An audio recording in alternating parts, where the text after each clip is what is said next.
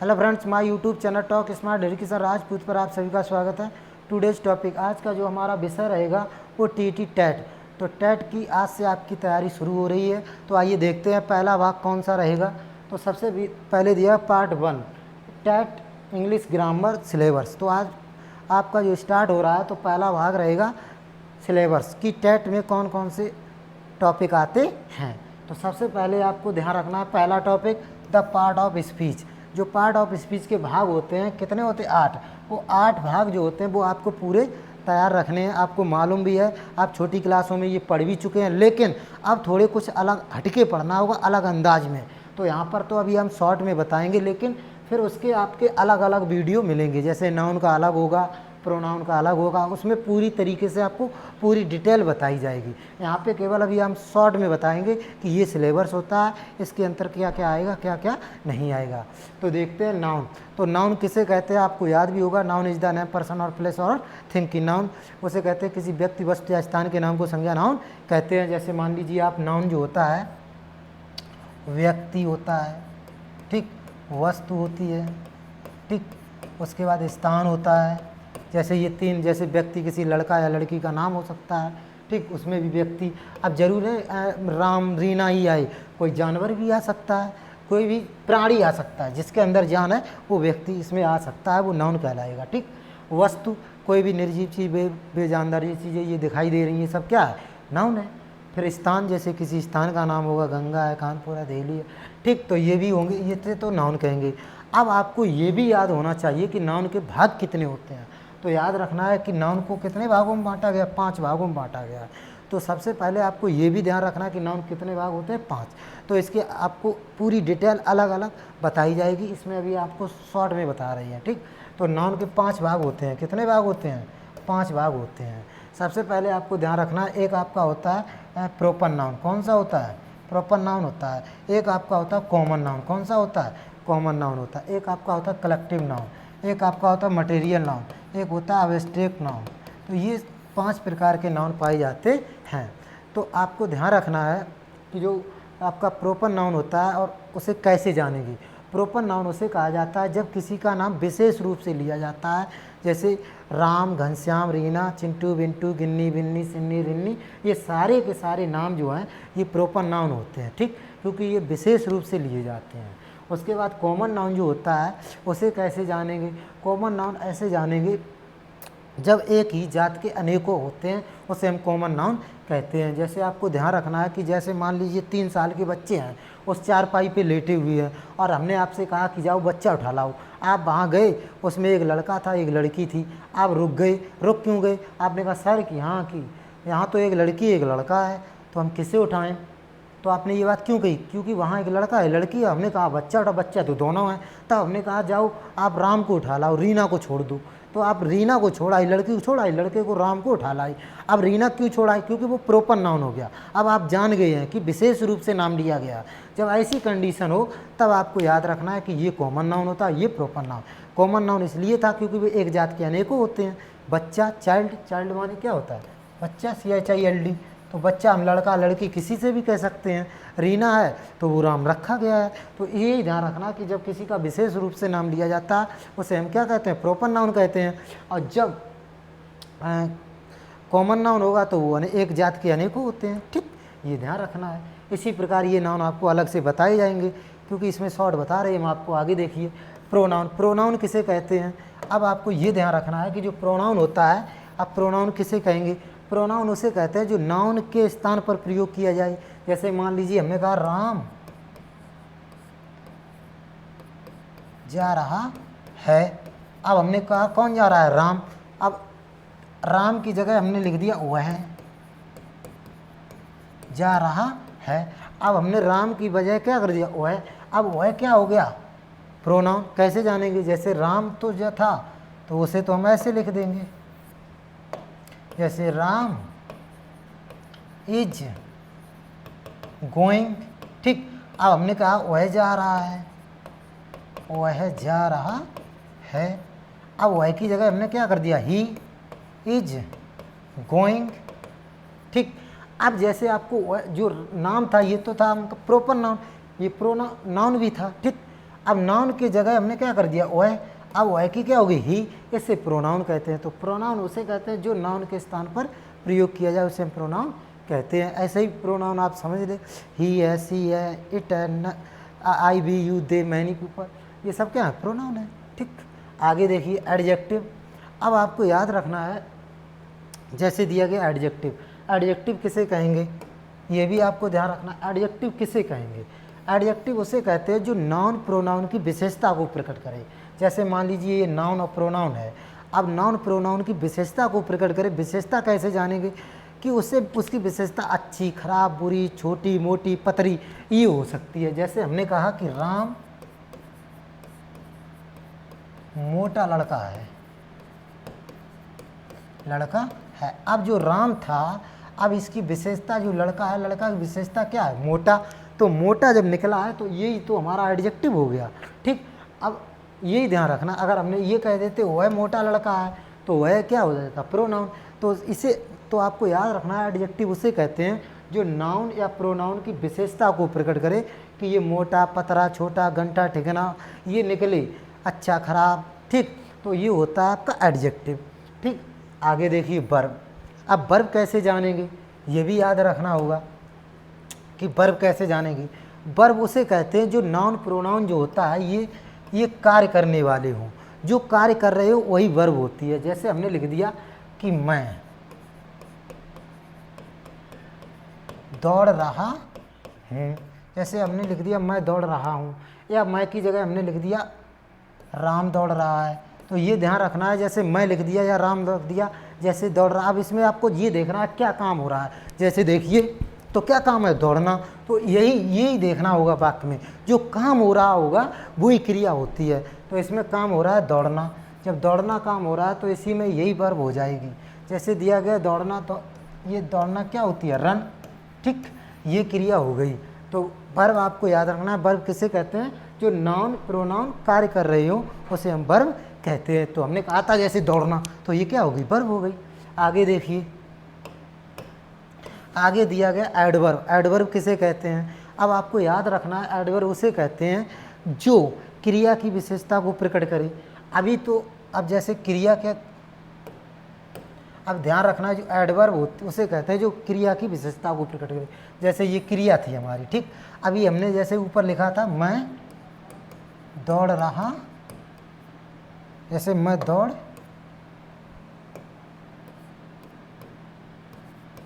रहा हूँ, ये क्या थी, क्रिया थी। अब वो ये कह रहे हैं कि एडवर्ब किसे कहेंगे। अगर ये मैंने लिख दिया मैं धीरे धीरे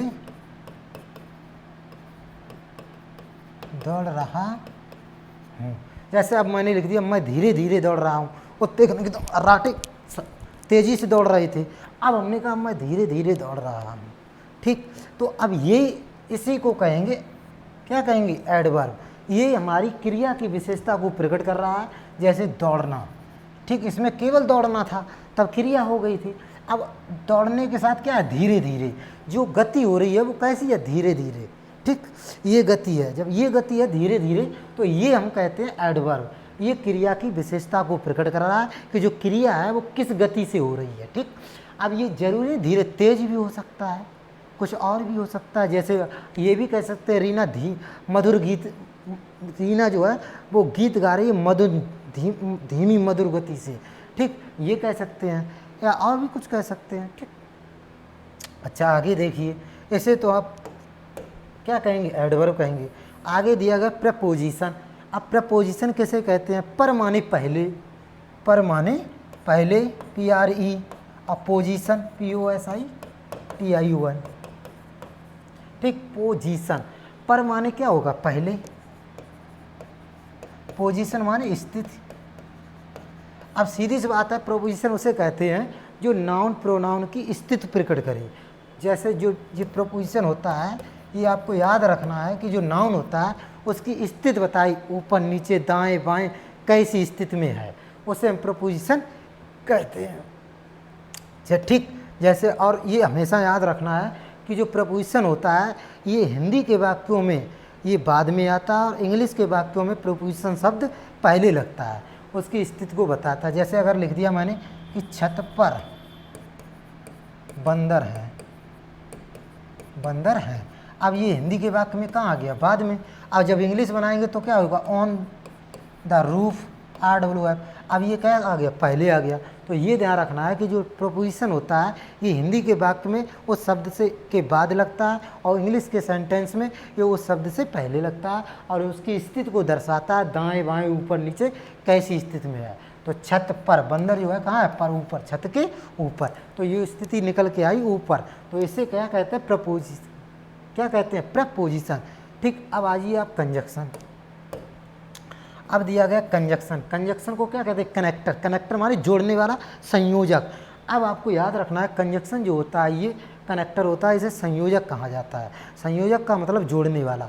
ठीक। अब कंजक्शन उसे कहते हैं जो दो शब्दों को जोड़े या दो सेंटेंसों को जोड़े।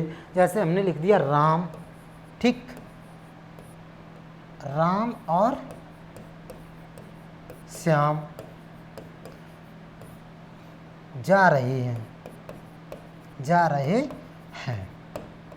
अब हमने एक तो राम कर दिया और दूसरा शब्द क्या हो गया? श्याम। तो दो शब्द हो गए। ठीक। दोनों के शब्द में बीच में क्या लगा? और ये हो गया कंजक्शन। ठीक। इसे इंग्लिश में कहेंगे एंड। क्या कहेंगे? एंड। तो ये आपका कंजक्शन हो गया। तो कंजक्शन उसी को कहते हैं जो दो शब्दों को जोड़े या दो सेंटेंसों को जोड़े। जैसे हमने बोला कि मोहन यहाँ आया और घर और वापस चला गया। तो एक तो हो गया मोहन यहाँ आया और बाद में घर वापस चला गया। तो ये क्या हो गया? कंजक्शन हो गया। तो कंजक्शन इसी को कहते हैं, ये आपको याद रखना है। फिर दिया इंटरजेक्शन। इंट्रोजेक्शन उसे कहते हैं, एंटर माने होता है प्रवेश करना। एंटर माने क्या होता है? प्रवेश करना। और याद रखना इंटरजेक्शन, जैसे कोई चीज़ देखी और देख ही पाएंगे तब, जैसे ही देखा तो मेरे अंदर एकदम एक विचार प्रवेश हुआ। अब विचार जो प्रवेश हो ही पाया तब तक निकल भी गया, उसे इंट्रोजेक्शन कैसे जानेंगे? जैसे मान लीजिए हम जा रहे थे, रास्ते में मार्केट में थे, ठीक, एक अच्छा सा मकान दिखाई दिया कि ओ कि क्या कि देखो कितना सुंदर, यारी क्या कि वो देखो मकान कितना सुंदर है। तो एकदम जैसे ही देखा मेरे अंदर क्या आया? विचार, और एकदम निकल भी गया कि ओहो क्या कि सांप। तो जैसे ही देखा प्रवेश हुआ सांप। तो इसे इंटरजेक्शन कहा जाता है। कहने का मतलब मेरे अंदर से एकदम विचार उत्पन्न हो, उसे हम इंटरजेक्शन कहते हैं। ठीक। अब दिया गया द सेंटेंस। अब क्या दिया गया? The sentence. अब दिया गया द सेंटेंस। द सेंटेंस आपको याद रखना है कि इसमें सेंटेंस और टेंस में अंतर होता है। सेंटेंस किसे कहते हैं? टेंस किसे कहते हैं? याद रखना। सेंटेंस उसे कहते हैं जो शब्दों से मिलकर के एक वाक्य बनता है, उसे हम सेंटेंस कहते हैं। जैसे दिया गया सेंटेंस के दो भाग ए और बी। सबसे पहले वो ऐसे पूछ सकते हैं, किसी टेंस का एक वाक्य दे देंगे। जैसे मान लीजिए हमने लिख दिया Ram is, Ram eats a mango eight morning daily. ठीक। हमने लिख दिया Ram Yeats mango eight morning daily. Ram जो है प्रतिदिन आम खाता है। तो सबसे पहले इसमें ये पूछेगा कि इसमें आप ऑब्जेक्ट बताइए। तो क्या खाता है? एक आम। तो ये क्या हो गया? ऑब्जेक्ट। या वो ऐसे पूछ सकते हैं इसमें सब्जेक्ट ढूंढिए, तो ये राम हो गया। ठीक। तो इसमें वो ऐसे भी सब्जेक्ट ढूंढ सकते हैं, या वो केवल ये भी पूछ सकते हैं प्रीडिकेट वर्ब। तो जो राम सब्जेक्ट ये रूप है ये हटा दो, बचा हुआ सब हमारा क्या है? प्रीडिकेट। तो ये भी पूछ सकते हैं। या तो वो ये कह सकते हैं कि काइंड, जैसे दिया गया काइंड ऑफ सेंटेंस, सेंटेंस के कितने भाग होते हैं। तो आपको याद रखना है कि जो सेंटेंस के तो मुख्य तीन ही भाग होते हैं। सेंटेंस के मुख्य कितने भाग होते हैं? तीन। सबसे पहले आपको ध्यान रखना है कि एक आपका होता है सिंपल सेंटेंस, एक क्या होता है? Simple sentence. नंबर एक जो होता है वो सिंपल सेंटेंस। नंबर दो होता है कॉम्प्लेक्स सेंटेंस। नंबर तीन से होता है कंपाउंड सेंटेंस। ये तीन होते हैं। ठीक। जो सिंपल सेंटेंस होता है, अब आपको इसीलिए तो उसमें अलग भाग मिलेंगे, तभी तो अच्छी से जानकारी ले पाएंगे। अब वो ये पूछ सकते हैं कि सिंपल सेंटेंस कितने भाग होते हैं। जैसे उन्होंने मान लीजिए ये वाले कैसे पूछेंगे, ऐसे पूछ सकते हैं जैसे 3 वाक्य, उन्होंने 4 वाक्य दे दिए, ठीक। 4 वाक्य देने के बाद वो ये पूछेंगे कि इसमें से सिंपल सेंटेंस छांटिए। एक वो कॉम्प्लेक्स का दे देंगे, एक कंपाउंड का दे देंगे और एक दे देंगे सिंपल सेंटेंस। अब वो ये कहेंगे कि इसमें से एक कंपाउंड सेंटेंस छांटिए, एक कॉम्प्लेक्स छांटिए, 4 भाग दे दिए, तो आपको तभी वो छांट पाएंगे जब इनके बारे में जानकारी होगी। तो सबसे पहले आपको ये भी ध्यान रखना है कि सेंटेंस कितने भाग होते हैं, 3 होते हैं मुख्य। एक सिंपल सेंटेंस होता है, एक कॉम्प्लेक्स सेंटेंस होता है, एक कंपाउंड सेंटेंस होता है। तो अब याद ये भी रखना है कि सिंपल सेंटेंस के कितने भाग होते हैं, सिंपल सेंटेंस के 5 भाग होते हैं। सबसे आपको ये भी ध्यान रखना है कि भाग कौन कौन से 5 होते हैं, जो इसके 5 भाग होते हैं वो कौन कौन से होते हैं। उसका पहला भाग जो होता है वो आपको याद रखना है, असर्टिव होता है। असर्टिव के अंदर 2 हेडिंगें होती हैं, एक पॉजिटिव एक निगेटिव। तो एक तो असर्टिव हो गया। नंबर 2 याद रखना है इंटरोगेटिव, और नंबर 3 रखना है इम्परेटिव। नंबर 4 रखना है आपको नंबर 4 एक्सक्लेमेटरी होता है, और नंबर 5 याद रखना है आपको ऑप्टेटिव सेंटेंस। तो इनके अंतर्गत ये 5 भाग होते हैं। कितने भाग होते हैं, 5। सबसे पहले आपको क्या रखना है, असर्टिव सेंटेंस, फिर आपको ध्यान रखना है इंटरोगेटिव सेंटेंस, फिर आपको ध्यान रखना है इम्परेटिव सेंटेंस, फिर आपको ध्यान रखना है एक्सक्लेमेटरी सेंटेंस, फिर आपको ध्यान रखना है ऑप्टेटिव सेंटेंस। ये 5 भाग याद रखने, 1 2 3 4 5, ये ध्यान रखना है, ठीक। तो ये इसकी जानकारी आपको भी अच्छे से अलग अलग सभी भाग मिलेंगे, यहाँ पे आपको शॉर्ट में बताया जा रहा है।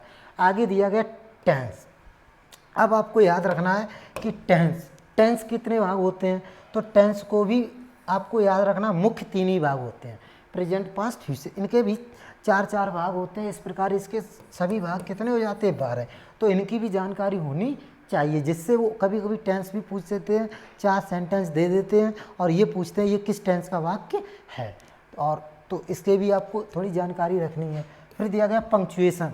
अब पंक्चुएशन में एक वो सेंटेंस दे देंगे, वो 4 सेंटेंस देंगे, उसमें तो एक 4 सेंटेंस देंगे, एक करेक्ट होगा और 3 इनकरेक्ट होंगे। अब वो ये कहेंगे कि करेक्ट सेंटेंस को छांटिए, तो वो आपको तभी छांट सकते हैं जब आपको पंक्चुएशन लगाना आता होगा। जैसे उसमें चिन्ह वगैरह लगते हैं, जैसे देखो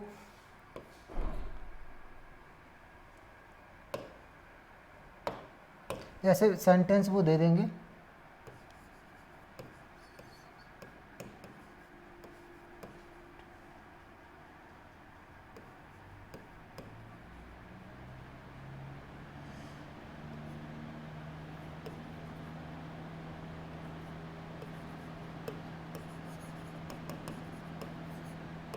ऐसे ये सेंटेंस दे दिया, ठीक।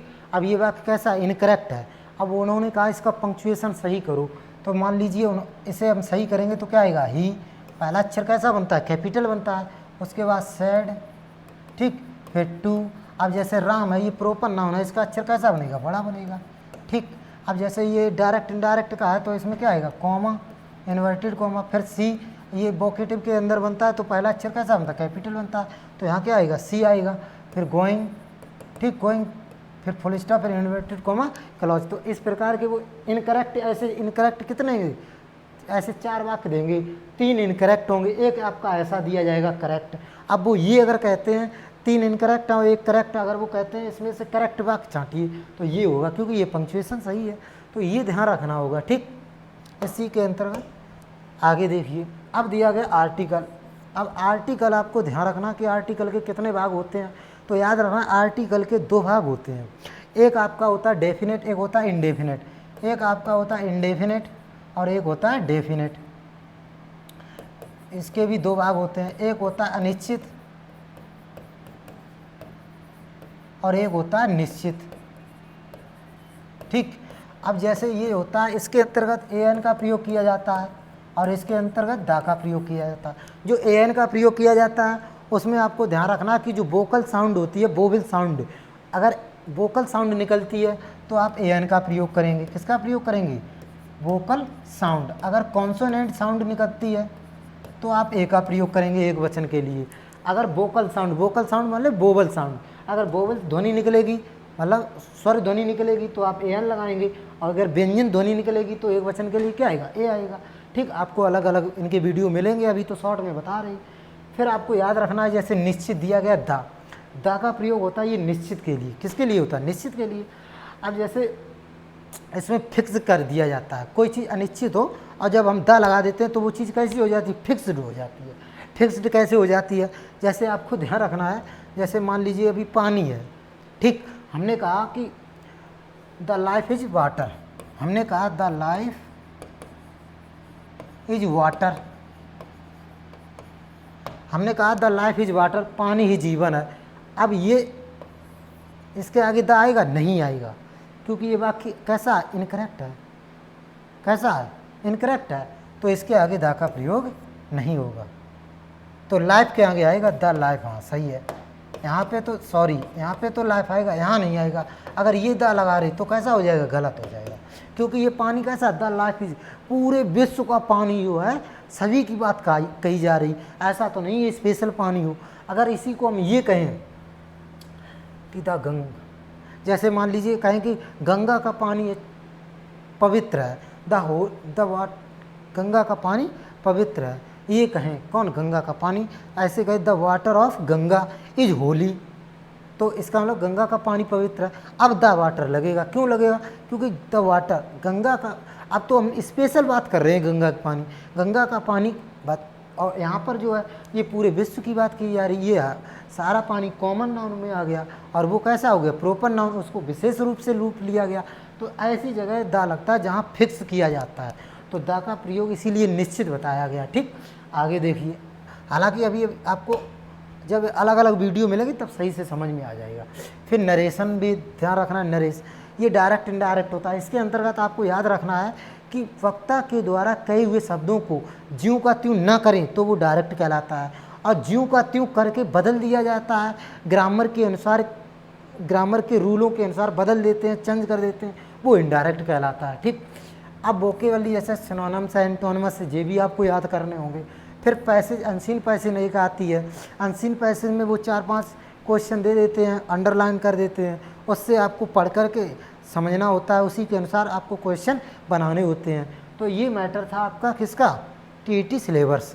इसमें आपको याद रखना ये सिलेबस होता है। तो अभी तो केवल आपको सिलेबस आज दिखाया गया है, ठीक, उसके बाद इनके सभी के आपको अलग अलग भाग मिलेंगे। आज से हमारा स्टार्ट हो चुका है, ये पहला भाग था, ठीक, इसके धीरे धीरे चलते रहेंगे। यदि आपको अच्छे इसमें समझ में आया हो और यदि आपको ऐसा लगता हो कि वास्तविक हाँ है कुछ अलग हटकर बताया जाएगा, तो आप इसे अधिक से अधिक शेयर करने की कोशिश करें, और जिससे अन्य बच्चे भी इससे जुड़ सकें, और अपने सब्सक्राइबर बढ़ाने की कोशिश करें, जिससे हम आपको लाइव क्लास देने की कोशिश कर सकें।